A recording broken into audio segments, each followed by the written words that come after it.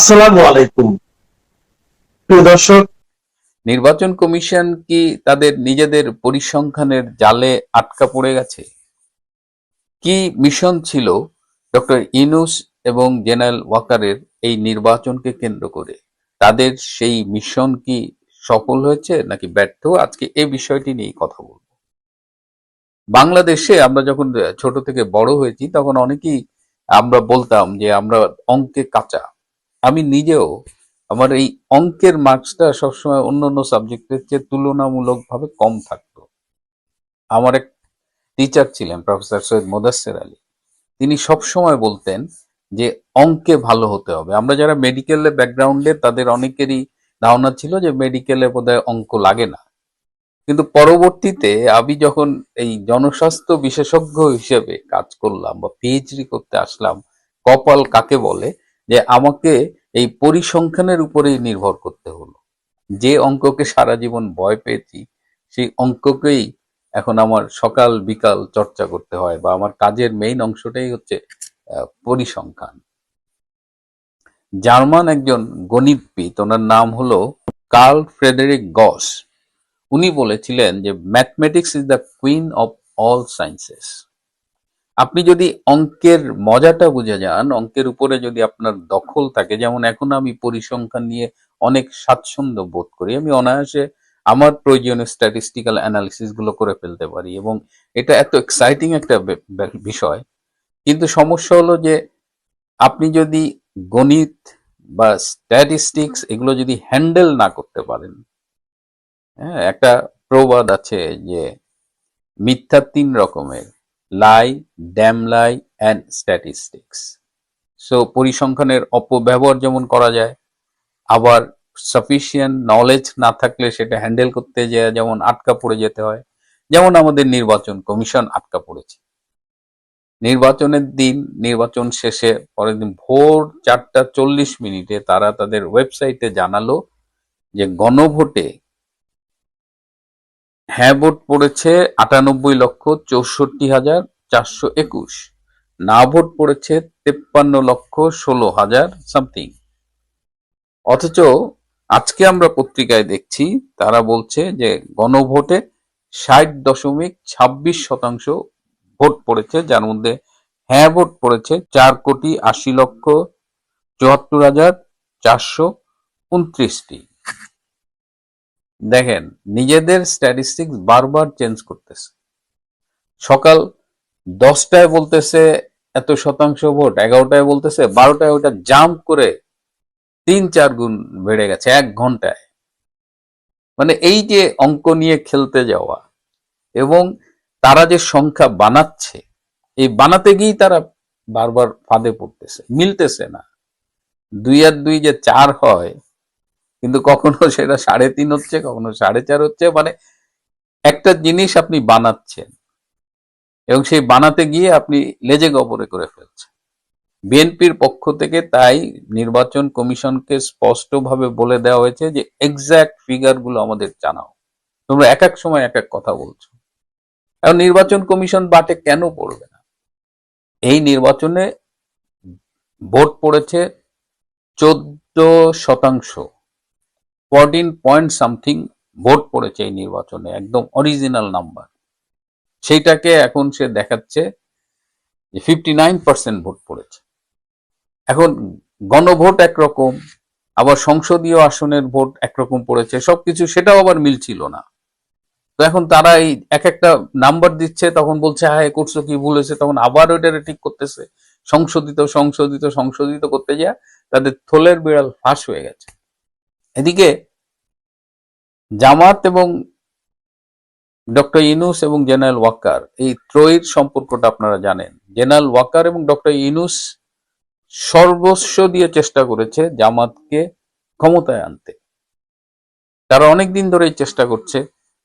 Tracey Ann Jacobson যখন American দূতাবাসের ভারপ্রাপ্ত রাষ্ট্রদূত ছিলেন, চার্জ দ্য অ্যাফেয়ার্স ছিলেন, তিনিও চেষ্টা করেছেন জামাতকে কিভাবে ক্ষমতায় আনা যায়। কিন্তু ব্রিটিশ রাষ্ট্রদূত বাংলাদেশের সারাকুক যখন দিল্লিতে যে ব্যর্থ হয়ে ফিরে এলেন, তিনি দিল্লির মোদী সরকারের কারোর সাথে যখন দেখা করতে পারলেন না, জামাতের পক্ষে ওকালতি করতে গিয়েছিলেন, তিনি ফিরে আসার পর থেকেই কিন্তু ইউনূস ওয়াকার শিবিরে একটা আতঙ্ক শুরু হয়ে যায় এবং তারা তখন বুঝতে পারে যে জামাতকে ক্ষমতায় নাও আনতে পারে। তো ওয়াকার যেটা করেছে, ওয়াকার ডুয়েল রোল প্লে করেছে, তারেক রহমানের সাথেও সে মেনটেন করেছে, আবার তার জামাত তো তার বুকের ভেতরে। তো তাদের এই যে মিশন জামাতকে ক্ষমতায় আনার, সেটা কমপ্লিটলি ফেইল্ড। এবং আর্মির মধ্যে, সিনিয়র আর্মি অফিসারদের মধ্যে একটা ফিলিংস কাজ করেছে যে যে কোনো অবস্থায় হোক তারা জামাতকে ক্ষমতায় আসতে দেবে না। এবং তারা শেষ দিকে ডিজিএফ এর সহায়তায় তারা কিন্তু সারা দেশে কিছু কাজ করেছে এবং সেটা ওয়াকারকে বাইপাস করেই। আপনারা খেয়াল করবেন, তারা কিছু সিদ্ধান্ত নিয়েছিল যে জামাত, তারা জানতো যে জামাত টাকা ছড়াবে, আগের রাতে ম্যানিপুলেট করবে, ব্যালট পেপার এক্সট্রা নিচে সেগুলো সিল মারবে, প্রিজাইডিং অফিসারদের কেনা বেচা চলবে। তো আর্মিকে কিন্তু স্পষ্ট বলা ছিল জামাত ফিল্ড লেভেলে যে আকামগুলো করবে প্রত্যেকটা ধরার।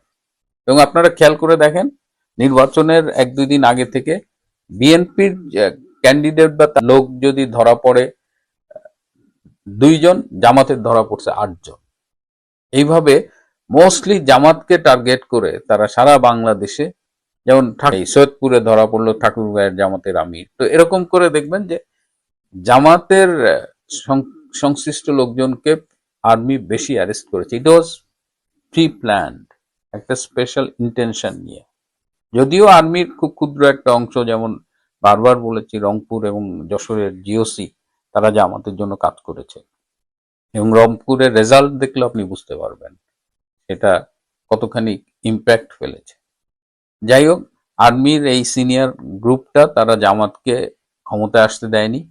এখন ইউনূস তো পড়ছে বাটে। ইউনূস একটা জিনিস চেয়েছে, সেটা হয়নি। এবং সত্যি কথা বলতে কি, এই মুহূর্তে ইউনূসের আর পরিস্থিতির উপরে কোনো নিয়ন্ত্রণ নাই, সে ব্যর্থ। আজকে বাংলাদেশ থেকে 4 জন এক্সিস্টিং সচিব বিদেশ সফরে গেছে। বাংলাদেশ বিমানের সকালের ফ্লাইট সাধারণত 8টার দিকে সিঙ্গাপুরে যায়। আগামীকাল 14ই ফেব্রুয়ারি এবং পরের দিন 15ই ফেব্রুয়ারি 2 দিন বাংলাদেশ বিমান 2টা স্পেশাল ফ্লাইট সিঙ্গাপুরে চালু করেছে দুপুর 12টার দিকে। এই 2টা ফ্লাইটের আবার অধিকাংশ টিকিটই 2 দিন আগে সোল্ড আউট ছিল প্রায়। আমাকে একজন ট্রাভেল এজেন্সির মালিক ফোন করে জানিয়েছিলেন হঠাৎ করে এই 2টা এক্সট্রা বিমান কেন সিঙ্গাপুরে দেওয়া হলো। বেশ কিছু উপদেষ্টার পরিবার কিন্তু দেশে নাই। বিএনপি বলছে 15 তারিখের মধ্যে তারা সরকার গঠন করবে। জুলাই সনদ, 180 দিন, ডক্টর আলী রিয়াজের সেই যে ফর্মুলা, তারা গণপরিষদ হিসেবে কাজ করবে, সংবিধান সংশোধন করবে, এই সব কিছুই এখন হুমকির মুখে। বরং হ্যাঁ ভোট না ভোট নিয়ে বিএনপি নিজেরাই প্রশ্ন তুলছে এবং নির্বাচন কমিশনের কাছে এক্সাক্ট ফিগার নাম্বার তারা চেয়েছে। তো এই অবস্থায় আরো রাজনীতির অনেক অনেক কিছু হবে। বিএনপি একটা নজিরবিহীন বিজয় পেয়েছে, যে নির্বাচনে মোর দেন 80% ভোটার্স ভোট দেয়নি, 14% ভোটার ভোট দিয়েছে। তো এই নির্বাচনের গ্রহণযোগ্যতার সংকট থাকবে। তারপরেও তারেক রহমান, তাকে ভারতের প্রধানমন্ত্রী মোদি অভিনন্দন জানিয়েছেন। যে কথাটি বাজারে চালু আছে যে ভারতের ক্লিয়ারেন্স নিয়ে তারেক রহমান দেশে ফিরেছেন দীর্ঘ 17 বছরের নির্বাসন শেষে। আজীবন ভারত বিরোধী রাজনীতি করা বিএনপি এবং তার নেতা তারেক রহমান আগামীতে ভারতের সাথে কিভাবে রাজনীতি করবে, ভারতের সাথে তাদের আন্ডারস্ট্যান্ডিং কি, ডক্টর ইউনূসের ফেট কি হবে, এই সব বিষয়গুলো আমাদের একটু অপেক্ষা করতে হবে। তবে এই মুহূর্তে যে নির্বাচন কমিশন তাদের এই সংখ্যা নিয়ে যে বাটে পড়েছে এবং পুরো বিষয়টাকে খেলো এবং হাস্যকর করে ফেলেছে, সেটা এই নির্বাচন গুণগত মান কেমন হয়েছে সেটাই নির্দেশ করে। প্রিয় বন্ধুরা, আজ এই পর্যন্তই। ভালো থাকবেন, সুস্থ থাকবেন, তার চেয়েও জরুরি হলো নিরাপদে থাকবেন। সবাইকে অনেক ধন্যবাদ।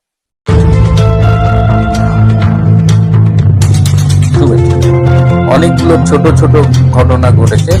নির্বাচন 12 তারিখ এবং নির্বাচন সম্ভবত হতেই যাচ্ছে এবং একে কেন্দ্র করে এত এত ঘটনা ঘটছে যে তার মধ্যে থেকে কোনটা বলি আর কোনটা রাখি।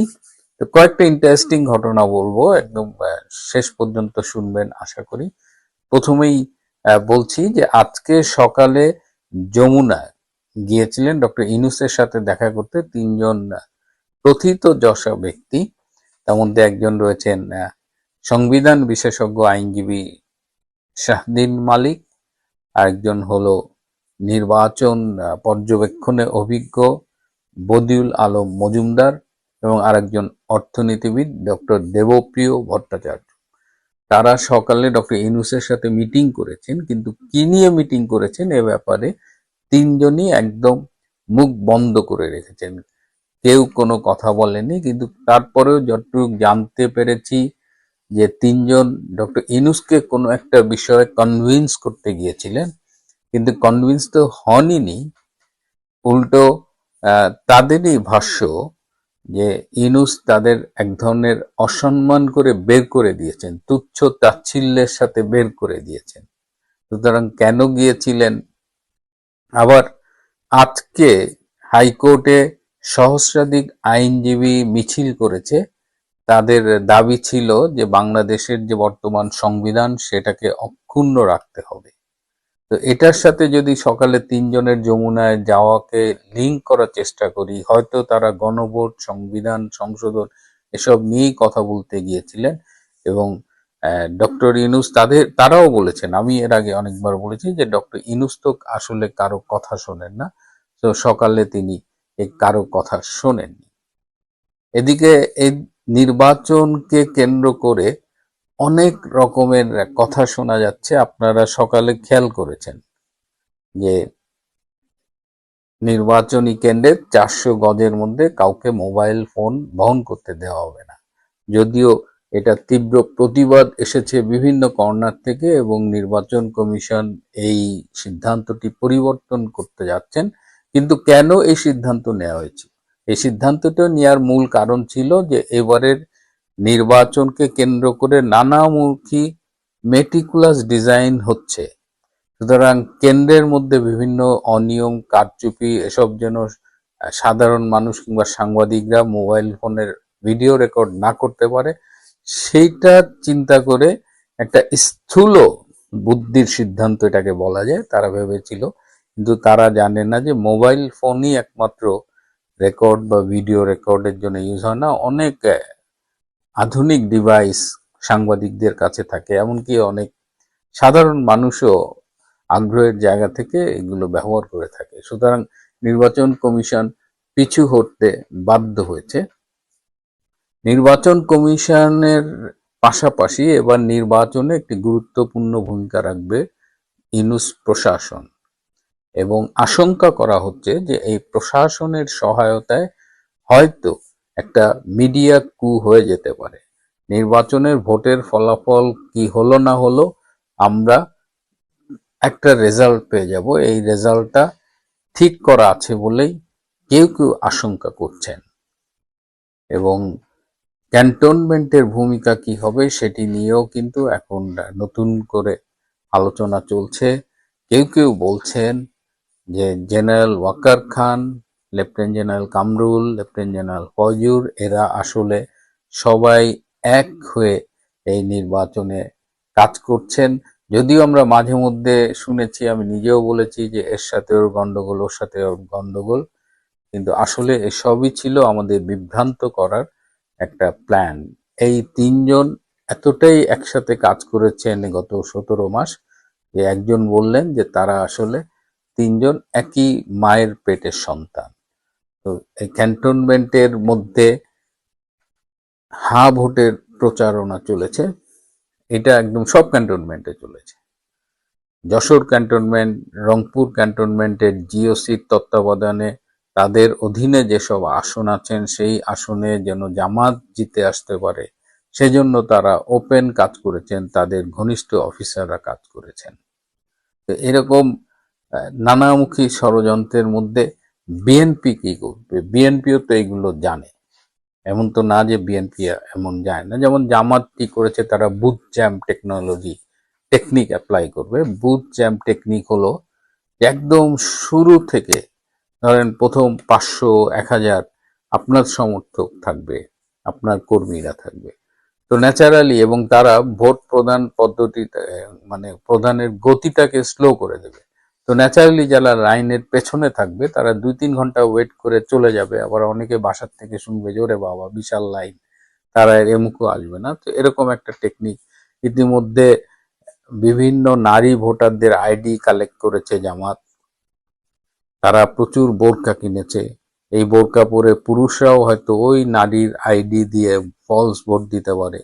তারা প্রচুর ব্যালট পেপার ছাপিয়েছে, জাল ব্যালট পেপার।